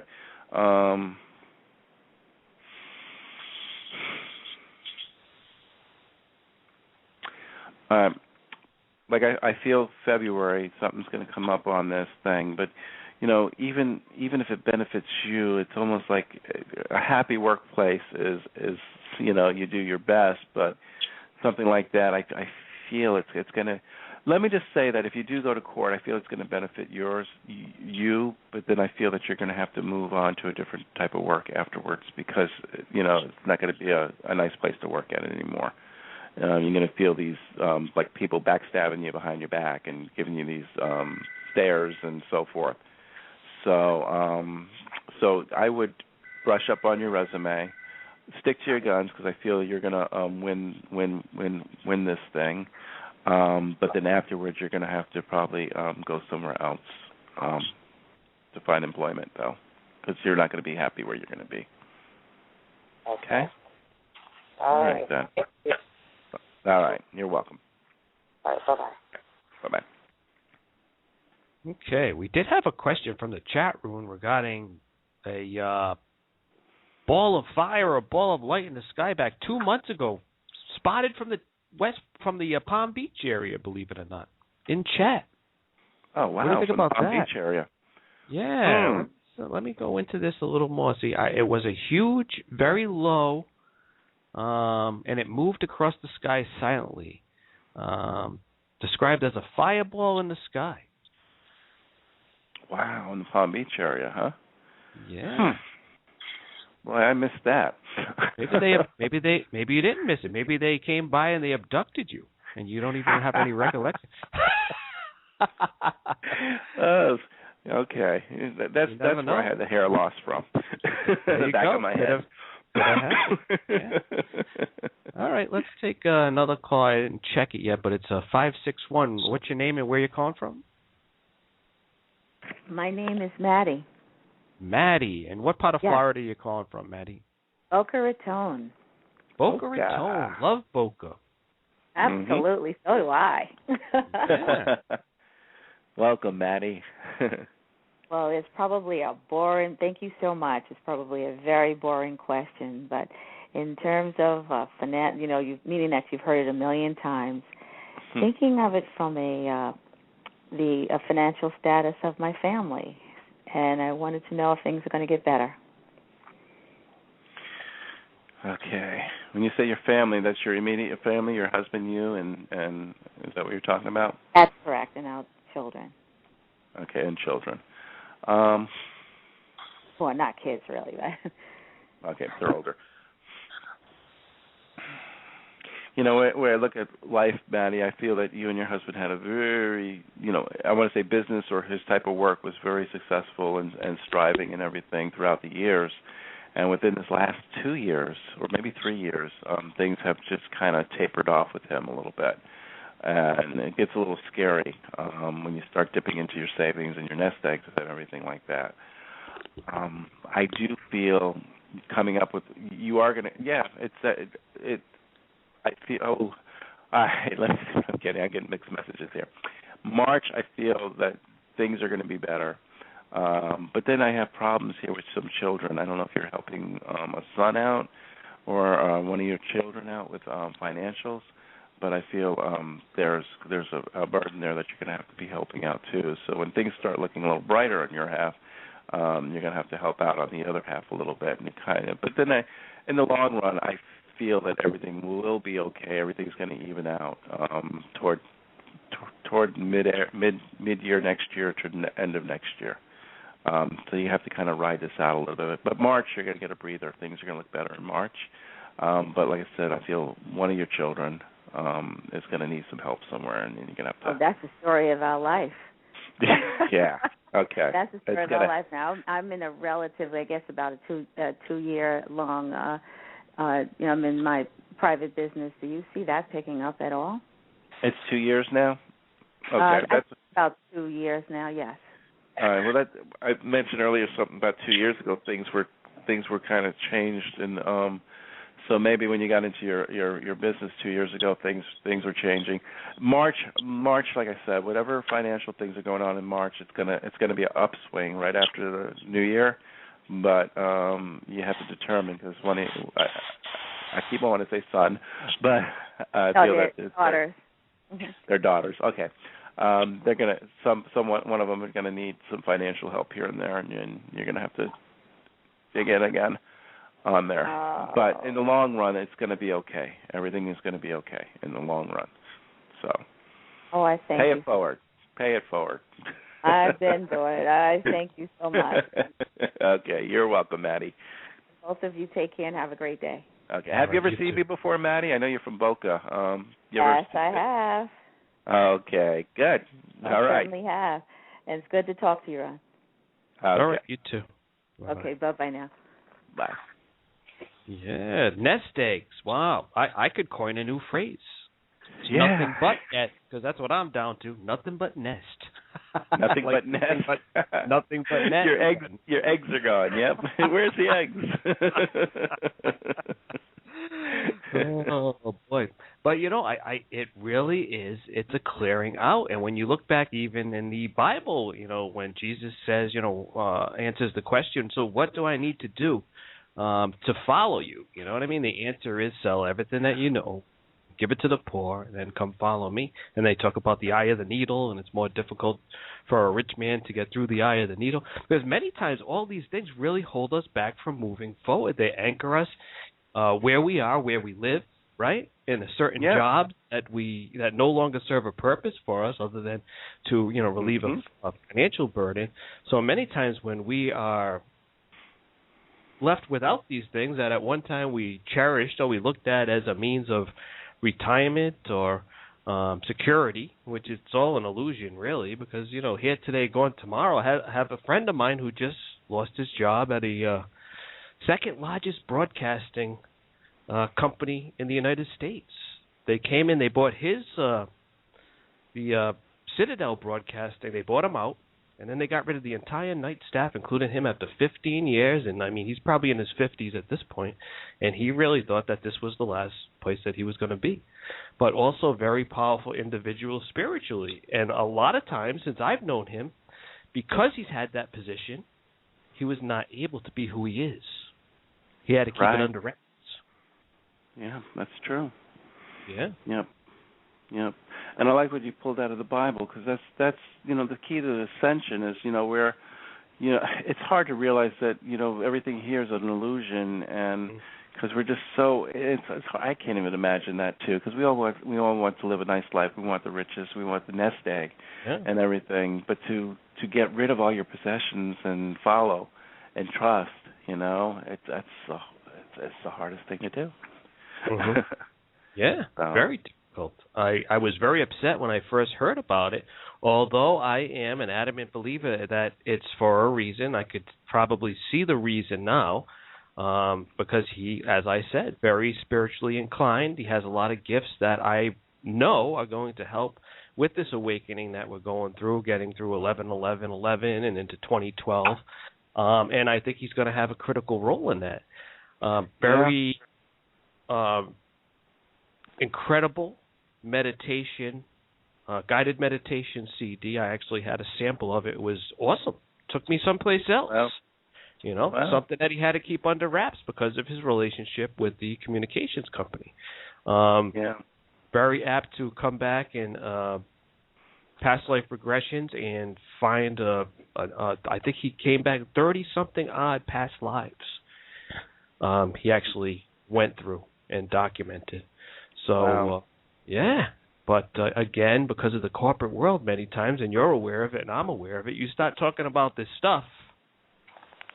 You get on the radio or television and you start talking about this stuff, and you're in that corporate environment, and it gets back to that corporate environment, believe me, some problems could arise. I think less so today than in the past, but definitely something that could hold us back. That's true. Being all that we are created to be, that's for sure. So, in More to Life Than What We Know, you talk a little bit about, like you said, the Arcturians and channeling these life forces, let's call them. What is it that the main thing that they really want us to know? Is there really one main thing that they're here to do? Well, the main thing is just preparation for ascension, and I'm in the process. When you're here in Palm Beach, I want you to see me. I'm in my book, the last chapter. Joshua said he's going to come through. I found a mentor found me, in fact, and she's working on me to bring Joshua through, where I'm going to be a trance channel, channeling this ascended master to prepare us for ascension. And the main thing is to prepare our souls. And the golden rule we need to live on: do unto others as you would do unto yourself, and learn to love, give in love and faith, and trust God. And once we can do that, that would help us on the ascension process. And that's what they're here for. It's just to get us prepared for this ascension. And hopefully we all can ascend to where we need to do. And they're getting us ready. So, and that's the main goal. And those are things that are apparent in all the ancient texts. I mean, there's karma. There's, like you said, do unto others as you wish others to do unto you. I think these things are all sown in our hearts, that we want to be treated with respect, with dignity, with love, with understanding. And when we treat other people in those ways, chances are that is going to come back to us. Well, it will. It's law. It really is law. So that's what we really need to learn and understand, no matter which, text you choose to pick up, the Bhagavad Gita, the Bible, the Quran, whatever. You have to be able to discern the truth that's in it, because man often came into these writings and put their own ideas. It may not have been intentional. Some, I think, were put in there to intentionally mislead and to create what has been created through the various religions in the world. But for the most part, if you open it up today with an open mind, you are going to gain some incredible understanding to what is written in those books, because of this shift in energy, because of this awakening, because so much is opening up. We talked about the crystal skulls, the crystals as a receivers. So many people have been wakening up their psychic abilities, receiving messages, getting new understandings. A lot of people are very confused. They don't know what's going on in their minds. A lot of people they're contacting me to learn. Their abilities are learning. They don't understand. I'm getting emails and classes. They want to learn and get a deeper understanding. And that's why I pointed to my book, because my book is a basic book on this stuff about what is going on and to prepare yourself. And but like I said, after 11/11, the energies are going to just be activated, and all these people, like little lighthouses, are just going to go off in their heads, and they're going to wonder, oh my God, is there a purpose, a greater purpose? And when they start to see more devastation to the earth, when they start the more UFO coverage around, people spotting things with the camcorders and pictures, people are going to wonder, what's going on? Why is this stuff happening? So, and the light workers, of today are going to have to step up and just say, hey, we're here to assist.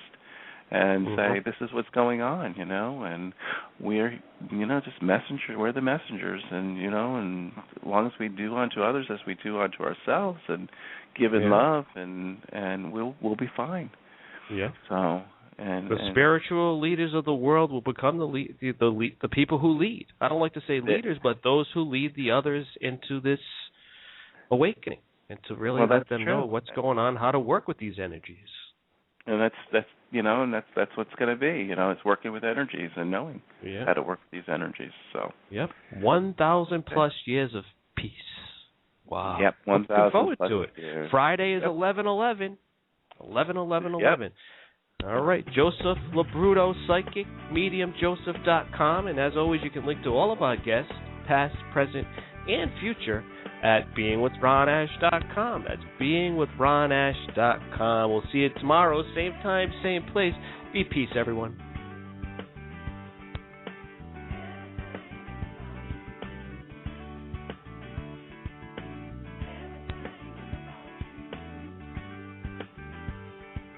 The Apostles' Recipe for Happiness breaks new ground in exposing the attainable miracles so prevalent in the first book ever written on the law of attraction. Through true life experiences with modern-day scenarios, the mystery and magic of the Holy Bible unfold as you learn to recognize the signs that God places on the path He intends for you to follow. Through the mastery of divine guidance, you can connect to God's energy and create a life without limits. This is a book everyone should read who is interested in building godly character. I read it in one evening and couldn't put it down. Gary Sigler, Kingdom Resources. What an amazing job at making a clearly defined guide for a happy life. The Apostles' Recipe for Happiness is compelling and is of value not only to Christians everywhere, but also to people of unbelief. Ruth Cannell, Christian Magazine Now. Pick up your copy of The Apostles' Recipe for Happiness today and start living the life of your dreams tomorrow. Available at Barnes & Noble, booksellers, Amazon.com, and everywhere quality books are sold. Sample all Ron Ash's books for free at beingwithronash.wordpress.com. The Sweet Retreat is a divine sanctuary and enlightenment center committed to bringing light, healing, and transformation to those seeking personal growth, community, and oneness with the universe. Founder and holistic coach Leah DeRoche is dedicated to connecting others to their life's purpose while making learning fun. The Sweet Retreat hosts an eclectic group of practitioners offering a wide range of classes, workshops, and events. There's something for everyone at the Sweet Retreat. Experience angelic guidance and energy healing. Learn metaphysics or yoga. Whether you participate in a Sweet Retreat or take advantage of any of the Sweet Retreat's certification programs, you'll experience caring, open-minded souls who yearn to affect the world in a positive way. The Sweet Retreat at 1460 Main Road in Westport, Massachusetts is situated amongst 17-plus acres of woods that promote a special reconnection to nature and allows for the Earth's energy to uplift your soul. For more info, call 508-636-1230 or visit thesweetretreat.org. Experience the power of being. Join author and dream interpreter Ron Ash on an infinite journey of enlightenment, weekdays from 10 a.m. to noon. Being explores the various modalities associated with self-help and spirituality. Master divine guidance, connect to source energy, and expand your consciousness. For complete show listings, visit beingwithronash.wordpress.com. Learn how to connect with spirit and create the life of your dreams. Purchase the complete Ron Ash collection and save 45% now. Get the Apostles' Recipe for Happiness, Breaking Through, Being, and the Secret of Divine Intervention today for only $30. That's $25 off the retail price. Make your life-expanding purchase today at beingwithronash.wordpress.com. Again, that's beingwithronash.wordpress.com.